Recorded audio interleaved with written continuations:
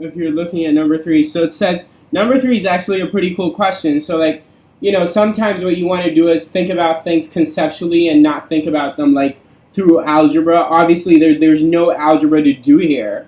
This is a nonlinear system. So it says x squared plus y squared equals a squared, and qualifies that a is greater than 0. Got it. And a is a constant, so you've got y is equal to the absolute value of x plus b. It should really technically mention that b and a are constants, but it's kind of implicit there.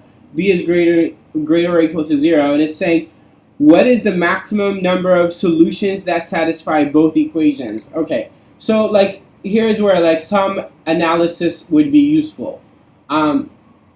So first of all, you've got two equations, and satisfying the two equations like visually means what? Graphing them. Say that again? Graphing them. Sure. So when I graph them, what am I looking for if it satisfies both equations? Where the line intersects with the circle. Yeah, exactly. Basically, it's where both equations are invariably going to represent two different curves, and so we're talking about where do the two curves meet. That's generally speaking what we're doing. And you've done brilliantly to say, oh, you already knew one of them is a circle, anchored at 0, 0. Fine, we all know what that looks like. And all that it says in saying a is greater than 0 is that it's a circle of radius different than 0. Okay, hopefully. Okay, there. And so let's say that that's what that is. What does this equation with the constraint on b, what does that mean? What does that represent? That represents the y-intercept. Sure, b represents the y-intercept. Well, it's really the vertical shift in the function. But what does that function represent? What is the visual from that function look like? So it's a line with a positive slope shifted upward. Do we recall our absolute value graphs?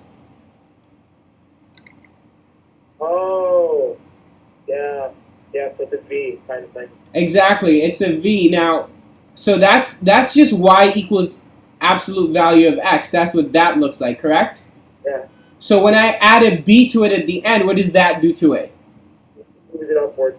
It moves it up or down depending on the value of b, but b is set to be 0 or greater. So that's saying the family of the family of absolute value functions, where the parent function here is the absolute value of x, that are vertical shifts that all lie above the x-axis. How many of these are there? There's only one of them. Well, I mean, sure, for a specific value of b, but the way we've written it right now, how many functions satisfy this? Infinite. Exactly. Well, that's not the question. The question is saying, what is the maximum? We already said satisfying both equations means finding the point of intersection. So it's just saying, what is the maximum point of intersection between any one of these and that guy? Correct? Yeah, so it's 2, right? B. There you go.